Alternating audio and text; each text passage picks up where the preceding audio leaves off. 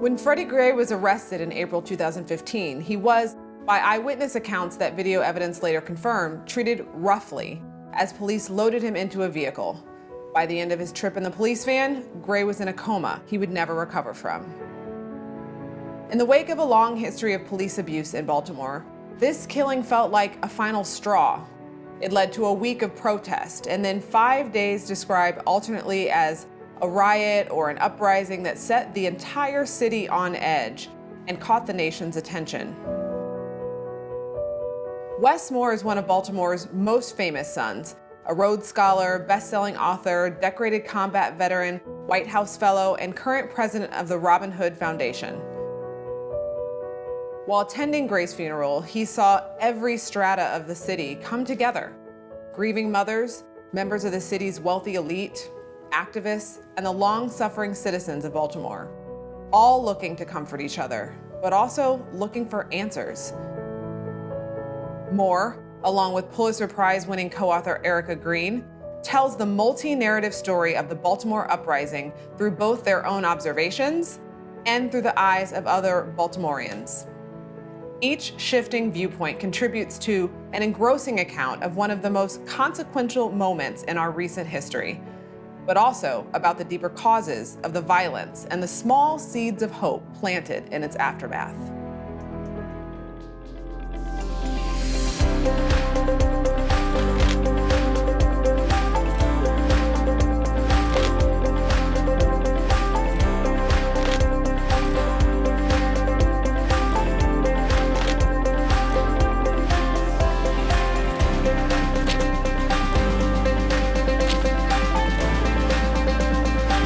I'm really excited to be in conversation with Wes Moore, author of 5 Days.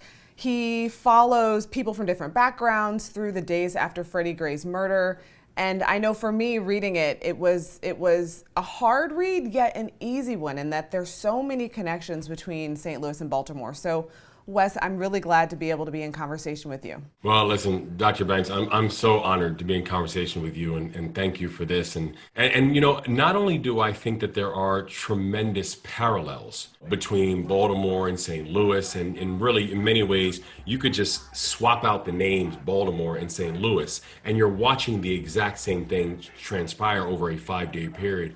But also, in many ways, I feel like without St. Louis, you don't have Baltimore. And what I mean by that is this, is that I think there was two big things that made the Freddie Gray story big. And because people say, what was the difference between, why did Freddie end up taking on this bigger story than, if you look at just the 2 years in Baltimore prior to Freddie Gray, there was Anthony Anderson, there was Chris Brown, there was Tyrone West. And so you had these other names of black men who end up having an interaction with police and then dead, right? And so they're like, so what was it about Freddie's story that triggered something different? And I think there was two things. One was the fact that was one, and the first one that was caught on camera, where the idea of simply saying, well, they must have said something, or I'm sure that something was provoked, or whatever it is, or the one person's story versus another person's story, that gets complicated when there's video footage. That gets complicated because oftentimes when we're having these debates, you're talking about one person who can defend themselves and another person who can't because they're not around anymore to tell their side of the story.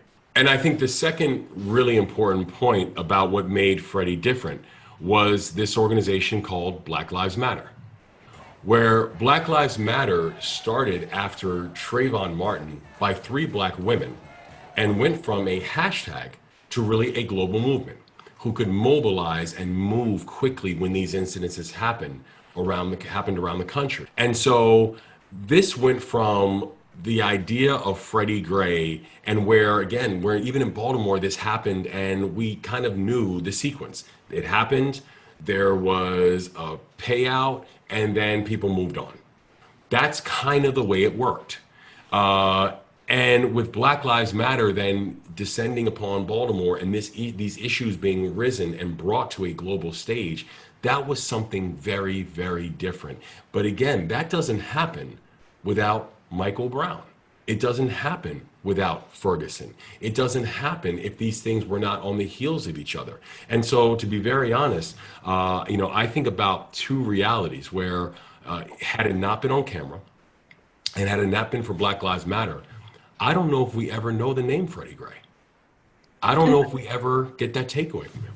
Yeah, and that's so real. And I feel similarly about Michael Brown, right? And so there's this way in which your book allows the reader to see so clearly those days after Freddie Gray's murder. And if you were in St. Louis, if you were in Minneapolis, any of the hot spots, right, where, like you said, post Black Lives Matter, that you could see the thread of this movement, it feels like watching a tape play. There's so many connections. And so, you frame the book kind of through what happened and what can change. And so that what happened piece, to me, it felt very familiar, even down to, you talked about Freddie Gray's life story and his experience with lead poisoning. And we know Flint, people know about that, but St. Louis has similar problems in terms of lead poisoning. And so I wonder if there are things about his life that you learned writing the book that surprised you. I tell you, Dr. Banks, that was not just one of the most heartbreaking things about it. It was actually one of the things that made me want to tell the story. I wanted to be clear that this was not the biography of Freddie Gray. What I wanted to do with this story was really talk about this city and what was happening in this city through the eyes of these 8 people during these times, and this interplay of race and poverty and all these other elements. But also understand that Baltimore and what was happening in the life of Freddie is also very indicative of what's happening in the lives of so many of our children. And where, when you look at the fact that he was so failed by the police system, it wasn't just that system that failed Freddie. Every system failed Freddie. That was just the final failure. And it was interesting because I was actually having a good conversation with the editor, a guy named Chris Jackson who was the editor in chief for One World, who I worked with in all the books I've ever done. And I remember he actually even placing together the book, and he actually said to me, he said, something's missing. He said, you need to ground the reader in Freddie's story before we go in, because Freddie is almost this unspoken character throughout the relation of these 5 days. And we did. And so at the start of the book, I wanted to put in a basic timeline of Freddie's life and let the reader start there. Let the reader start with an understanding that this was a young man who was born premature, born underweight, born addicted to heroin, that his mother lived in poverty her entire life. She could not read nor write. And when she gave birth to these twins, to Freddie and Frederica, both of them fighting to survive in their earliest days on this earth. When they finally gained enough weight to leave the hospital, they moved into a housing project in West Baltimore. And that housing project on North Carey Street, that and 480 other homes were actually named in a civil lawsuit back in 2009 because of the endemic levels of lead inside of that home, where the CDC indicates that if a person has 5 or more microbes of lead in every deciliter of blood, that person will have cognitive damage for the rest of their life. Freddie Gray had 36. And so here is a young man who was born underweight, premature, addicted to heroin, lead poisoned. And by that time in his life, he's 2 years old. And so the idea that people is to just work harder and they can get themselves out of poverty and how hard would Freddie had to have worked? And I think about it in that week where he was in that coma. The week after, he made eye contact with police and was arrested, and an hour later he was in a coma, and then he stayed in a coma for a week until eventually he had his home going and never made it out of the coma. But one of the most heartbreaking things about me is especially going through the process of this book and going through the process of Freddie's story, is that week that Freddie was in a coma might have been his most peaceful week on this planet. Because it was a week he was surrounded by doctors and nurses. It was a week he was surrounded by lawyers and activists. It was a week where the entire city knew his name. It was a week where the entire city cared whether he lived or died. Name one week prior to that week where all those things were the case. And that is what's so heartbreaking about this, is, as someone said, it's like, we cannot just mourn his death. We also have to mourn his life. I think about, as a psychologist, I think about that 2-year-old that deserves so much more from his environment and didn't get it.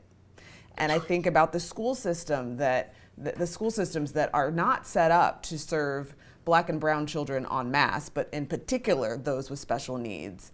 And so I think about those years that, that point about that last week, those last days, getting an amount of care that he'd never gotten and that he so deserved. That's sobering. And what gets me is that how many other names. And so one of the characters that you follow, I shouldn't say characters, she's a real person. One of the women that you follow, Wanda, her brother, the story of Tyrone, she has been fighting for his name to be heard, for his story to be told. And so it's a reminder. I really enjoyed the way that you wove different folks' stories and perspectives to show us how connected these stories are, and at the same time how disconnected our stories are and our realities are. And I think about Tawana. Tawana was actually one of the first people, when I decided that I wanted to go through this process, that one of my first things were Wanda Jones is going to be included in this. Because she's someone who I saw from afar, and I've known Tawana for a while and admired her work, but I always felt like, that moment was a particularly special moment for Tawanda, because everyone in Baltimore kind of knew her name, and we knew that there was this person who every Wednesday she protested. Every Wednesday she had this thing called West Wednesdays, and it was all about her brother who died in police custody earlier.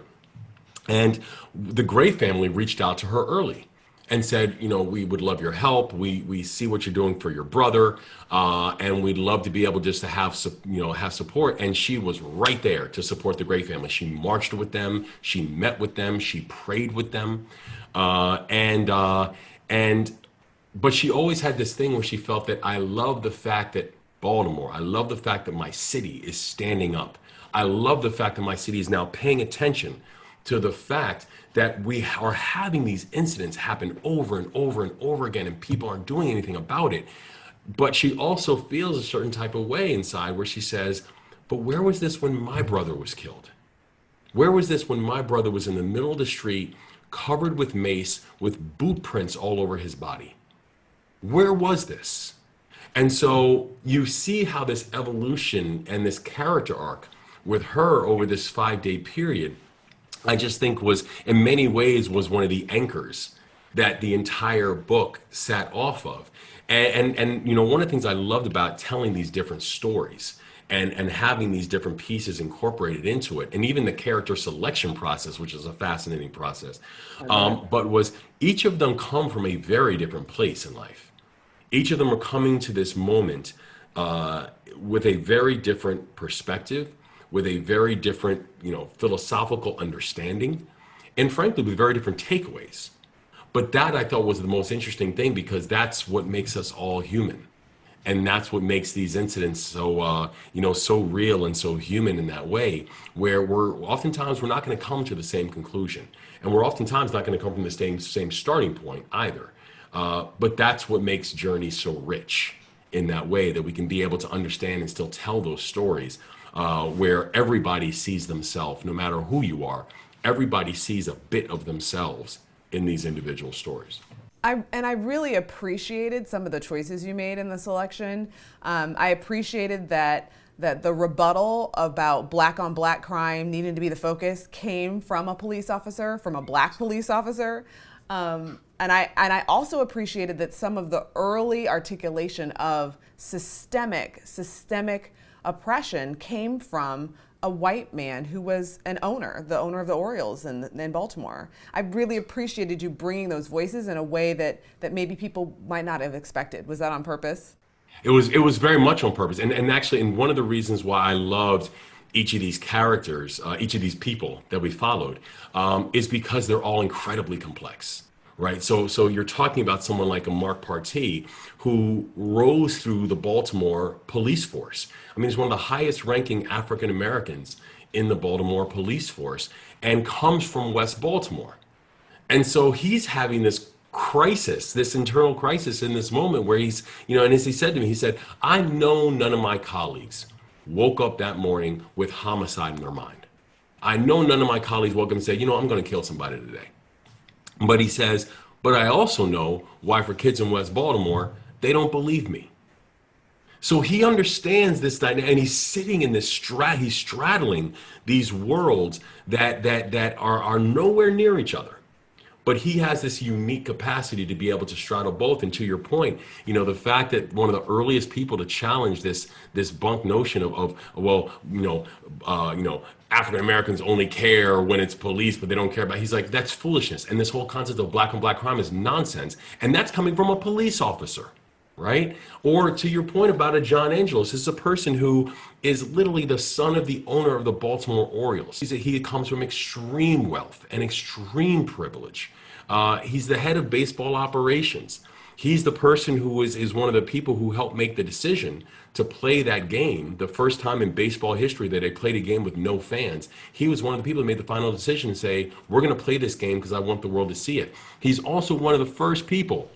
And what brought him into this story in the first place was on the first day when people are condemning the people protesting downtown and condemning the people who are rioting about what's going on. He's one of the first people to step up and say, do you have any idea about the conditions that we have asked our citizens, our neighbors, to live in? The lack of jobs, the lack of opportunities, the systemic racism. Do you have any idea, any concept of what we are asking people to endure? How much pain we are asking people to endure? And without him even realizing it, he puts out this tweet and it goes viral, both about what it said, but who it came from. And so you watch the complexity of humanity in all of these characters in different ways. The public defender, the woman, a white public defender who has devoted her life to serving black children and making sure that they get, proper defense, but who, when she drops her phone and a young black kid picks up her phone, she immediately makes the assumption that he's going to steal it. And when he said to her, he's like, you thought I was going to steal this, didn't you? She found herself literally in tears because she was like, I did. So it's like how the complexity for all of us, the complexity of race, the complexity of the training that this nation drills in each and every one of us, how that shows itself and showed itself over those 5 days was just a really fascinating process. And it reminds us of our own humanity, right? That we can't be too high-minded. Like, what would you do? That your true colors end up showing, and in terms of where you stand at times like this. And I say times like this because here we are again. And to me, when I was reading the book, one of the things that struck me is that the consequences, though, were very different for the black folks that you followed. So I think about Partee, Greg, right? Like the consequences of their actions, of standing up, they had to pay a price in the trajectory of their career and the trajectory of their life, whereas the white characters were able to stand up and not have as much of a price to pay. I'm so glad you brought that up because it was one of the most fascinating takeaways from all of that. If you look at the arc of where people started on Saturday and where they ended up on Wednesday, there is a very clear line, and in fact, in the epilogue at the end, when I wanted to kind of give a what's happened since to these individuals, and I actually wanted to include, even though there was 8, I actually included a 9th, and that was Baltimore. What's happened to the city of Baltimore in the past 5 years? And you're absolutely right that when you think about the thread about who was doing markedly worse at the end of those 5 days, it's amazingly color coded. It's amazingly color coded when you see how the impact of those 5 days had on people in terms of their individual lives, in terms of their individual occupations, and also in terms of their individual freedoms. Where you look at the case of Greg, for example, a high school basketball star, a person who has dodged death and true heartbreak and heartache at so many different turns in his life.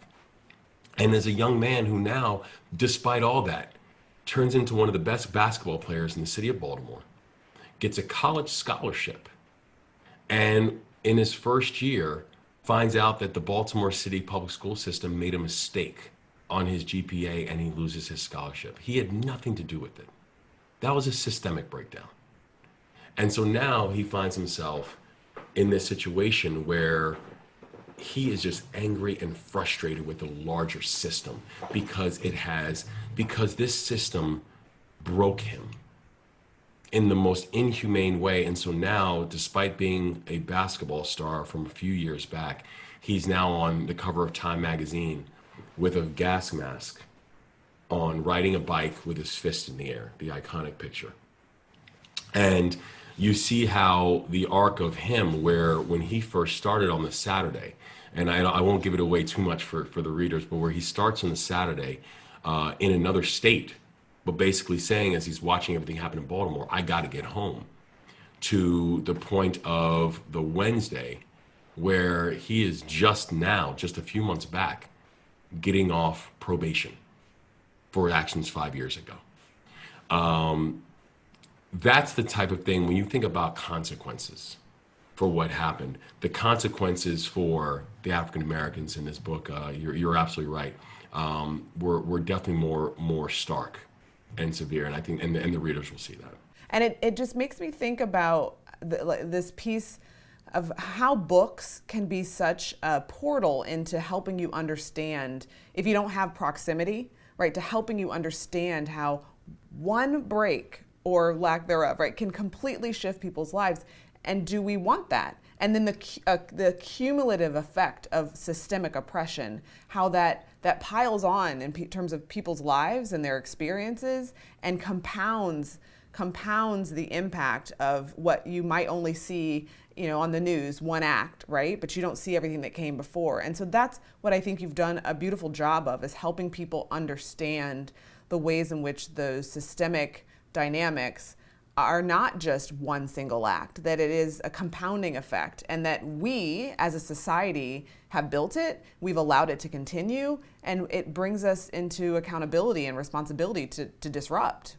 That point it's a really important point, because it gets us out of this idea and this concept that somehow it's individual acts that are causing this, or that it's individual acts that can get us out of it. Where oftentimes people think racism is an act, right? It's like, this person did X, therefore that is racism.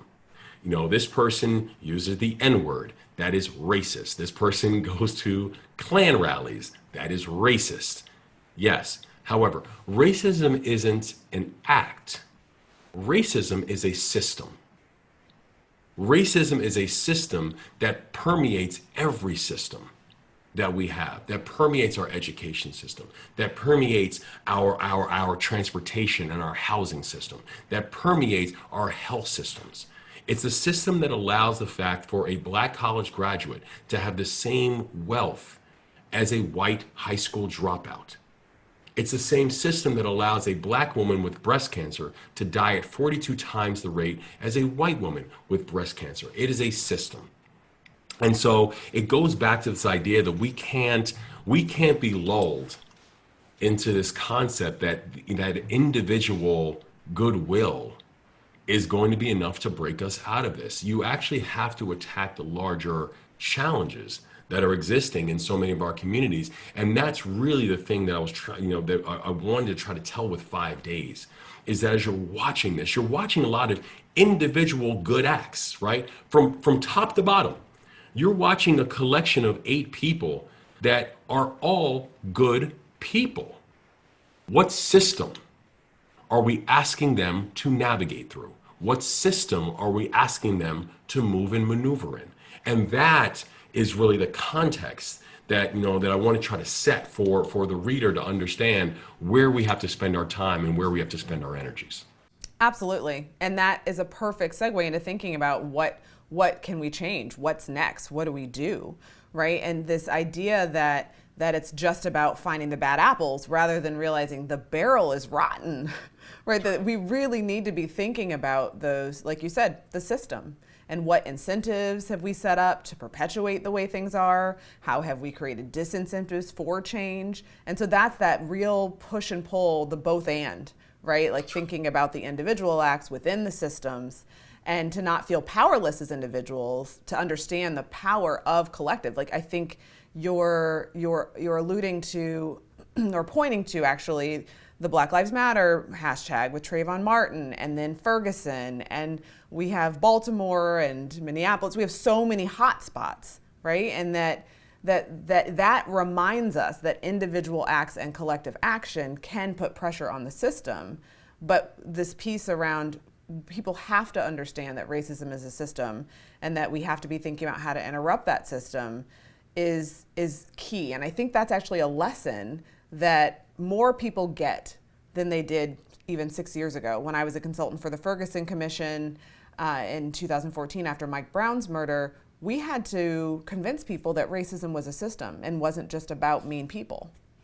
And but I feel like your book and other books have come after, and not that there were not hundreds before, but given this arc of awareness that's happening, specifically around Black Lives Matter, you're helping people get the fact that you can be a good person. We cannot nice our way out of racism. We cannot nice our way out of it. Yeah. What role do you see the media playing in this, though? Because you talk a little bit about how the media portrayed part of the story or the angle. So in terms of what needs to happen differently to be able to address the system, what role does the media have in that? So I think the media has an incredibly important role in terms of serving as a true educator and context provider. Part of the challenge, and it was interesting following Nick, because Nick was one of the people who was most critical of this during the book and during these 5 days, where he was like, all they want to do is come and show burned buildings, right? And it was one of the things I loved about this was kind of this, almost like the tension between characters who didn't even know each other. But the tension in their perspectives. So you're watching a John Angelos who feels like the most aware and woke thing I can do is make sure we're playing the game, and play the game even if there's no fans there, because it's sending a statement about what's going on. It's sending a statement about where the city is. And then you have Nick, who's a city councilman at the time, who's like, I think that was the most cowardice decision that they could have ever made, to play the game with no fans, because the image and the impression that it's giving to the world is that this city is broken and that Black children broke it, right? And so it's completely different perspectives to a singular incident. And part of Nick's frustration with all that was actually the media, where he was saying the media keeps on showing the same images. They keep on showing, the kids throwing rocks, and they keep on showing this, but they're not showing the living conditions that the kids are in. They're not showing the fact that the kids can't drink water from the water fountains in the schools because they are tainted with lead. They're not showing the fact that the public transportation system, the feeble public transportation system that was already in existence in Baltimore at that time, but that Monday afternoon, how it was shut down. And so what ended up happening was you had kids essentially who were trapped inside of this area. So you have kids who are trapped in a very tense standoff with police officers in riot gear. What exactly do you expect to happen? And so it was it was interesting seeing there the role that he felt it was playing in terms of fanning this anger, fanning the frustration, fanning this, and also telling us who's to blame. But also the important thing, I think, the role that media has is media has the biggest pulpit out there. And so media can actually play a really powerful role when it comes to helping to add context, helping to add history, helping to add fact to these things that are going on. Because part of the challenge I think we are still facing as a society, it's not even that we're not coming up with the same answers. We don't even have the same fact set and the same fact base. You know, you can't understand what's happening in Baltimore or in many other places without understanding the history of not just segregation, but the history of hyper segregation. That's the story in St. Louis. That's the story in Ferguson. Yeah. That's the story in Milwaukee. And if you look at the kind of like the heat map of hyper segregation and entrenched poverty, it is basically a complete overlay. That's not by accident. That's not because it's just the way it happened. That's because there were laws that were put in place that actually didn't just support that, but encouraged that. You know, that's because it was the design that we have to be honest that the country was founded on a racial hierarchy. It was founded on stolen land and stolen labor. It's important to remember that much of the success for individual families was dependent on inherited wealth, and why issues like the Homestead Act or affordable mortgages or the deliberate push to build out the suburbs or the way that we incorporated a GI Bill that was not equally distributed. You know, these are things that are not just historical fact, but they provide a current present context. And that's something that I think that both the media and also our education system has a really important role in being able to add to that conversation. You mentioned at the end of the book, in terms of a way forward, the idea of truth and reconciliation, and that many other communities, nations have engaged in that process. Do you see that as something that's possible in the United States? I think it's something that's imperative in the United States. I don't think the U.S. has a choice if we're really actually going to address this. And you know, one thing I really wanted to do with this story and really do with 5 days is I feel like just with everything else is I want to make sure that we are being very solutions oriented. It's the so what do we do? How do we address this? Let's just not just talk about the problems, but talk about things that need to be fixed. I feel like it's going to be impossible for us to move forward if we also don't understand how we got here in the first place. And when you're looking at the dynamics that exist right now, race is one of the most reliable predictors of life outcomes across several areas, you know, including life expectancy, academic achievement, income, wealth, physical, mental health, maternal mortality, right? Race is one of the most reliable predictors. And when we think about that, our ability to be honest and stare at some of our deepest and our darkest and our ugliest wounds and be able to say, how does that matter in terms of how we're going to move forward is going to be incredibly important. And the history of race and racism, the fact that this country was founded on a racial hierarchy, and the fact that it's not just about slavery. When people say that was 100 years ago, no, because then it's black codes and it's Reconstruction and it's Jim Crow, and it's how this thing continued on. And we're not, I don't say that to play gotcha with people. I don't say that because I want to play I told you so. And I hear people when they make the argument, they say, well, that was something, you know, why am I being punished for something that my ancestors did? The answer is because we're still being punished for what your ancestors did. We have to be able to understand that and embrace that if we're going to be able to move forward, there needs to be honesty, there needs to be transparency, there needs to be an understanding that when you look at the neighborhood that Freddie Gray grew up in, that the life expectancy in the Harlem Park, Sandtown, Winchester area in Baltimore is 20 years shorter than the life expectancy of Roland Park, which is 2.5 miles away. That's not an accident. If we aren't willing to be honest about that, if we're not willing to embrace that, then these things that continue to pop up, they'll continue popping up, and they'll get bigger and bigger and eventually swallow us, because the only way to battle that is going to be truth, and the only way to battle that is going to be unity. Without those two things, we will continue having these very timely things that continue to happen. Well, I appreciate your time and you sharing your expertise and how effortlessly you wove together these perspectives to give us a sense of not only the 5 days after Freddie Gray's murder, but also what we need to be learning in terms of our history and what comes next, so that we can be a part of disrupting these systems and dismantling the system of racism, basically, that contributed to his loss of life. So I thank you so much for the conversation. I thank you for this conversation, and I thank you for this work. And I'm hopeful and I'm grateful, because this moment we're all asked to be better, and I believe we will.